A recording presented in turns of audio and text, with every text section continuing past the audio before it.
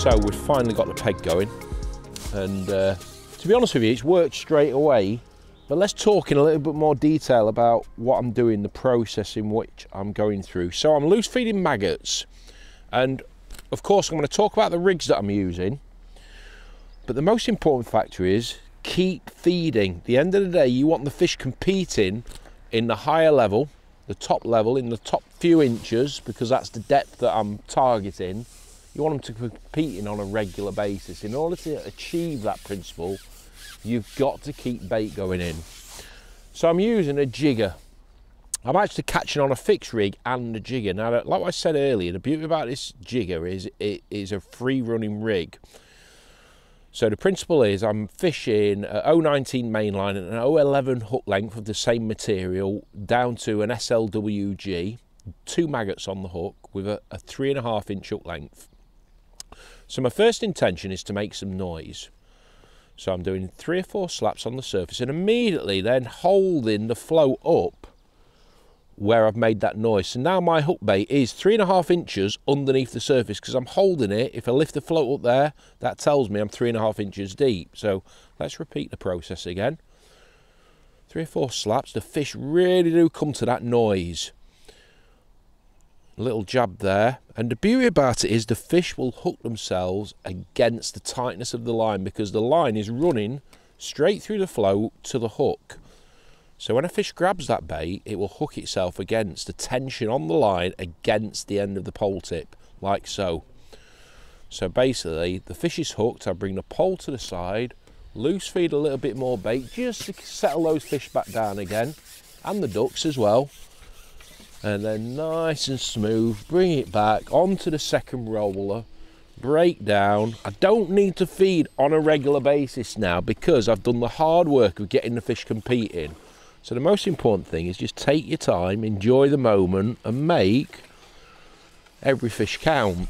And I tell you what, they're not big fish, but if you're fishing in a match, these really do add up quickly and you end up with a big weight and a great day's fishing as well. So again, repeat the process, putting 2 maggots on. So that fish was really shallow. That's taking the bait after the noise. So 2 white maggots, just hook straight onto the hook. So after I've put my 2 maggots on the hook, the first intention is to group the fish again together. Just a couple of pouchfuls of maggots. And I'm shipping out away from where my bait is, so then when I get in the right position at the right distance, I then bring my pole over and slap to where my bait is, and that is going to spook less fish. What I remember is the fish are very near the surface, so I'm just putting my rig where the bait is, not my pole, if that makes sense. So that first initial slap, as I'm slapping like so, my pole is away from where my bait is landing. And then immediately holding the pole up against the Jigga to ensure that I'm holding that rig at the depth that I want it to be at. Now the interesting thing is, let's say we've not had a bite from that reaction of the slap. I'm just going to slowly lower the pole tip down. So my hook bait now is descending with the maggots down to the deeper depths. And sometimes this is a depth where the fish may want to feed. Today, however, it's so evident to see that the fish are intercepting that bait quite shallow, within the first 5 or 6 inches of the bait hitting the surface. And this is a beauty about the Jigga, because if I don't get a bite in that deeper water, let's feed the peg. Right, let's repeat the process. 2 or 3 slaps. Never be afraid to keep making that noise, because you can see that the fish react to it straight away.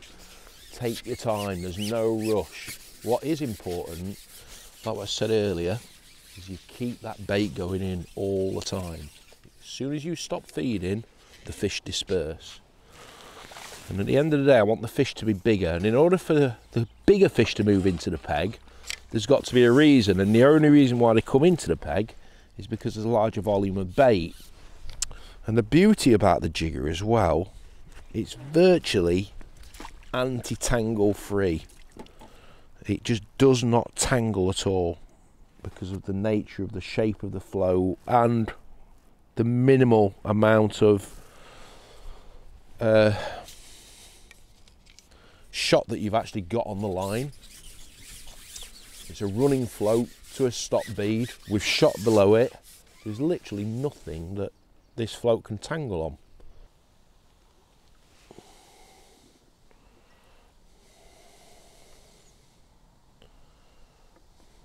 That's it. And this is the beauty about the jigger fishing. Such an enjoyable way of catching fish, but so effective, because it just covers such an array of depths.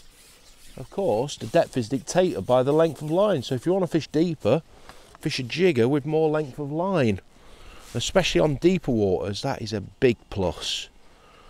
And this is an average Stamper F1 that I'm catching now. I mean, look at these, real weight builders, but so much fun to catch.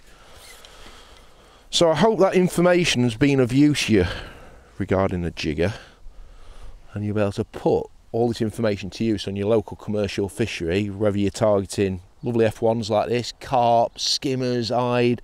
Literally the jigger ticks the boxes, ticks all the boxes for all species on commercials when you're using maggots, casters and pellets. So give it a go on your local commercial fishery, and until next time, tight lines.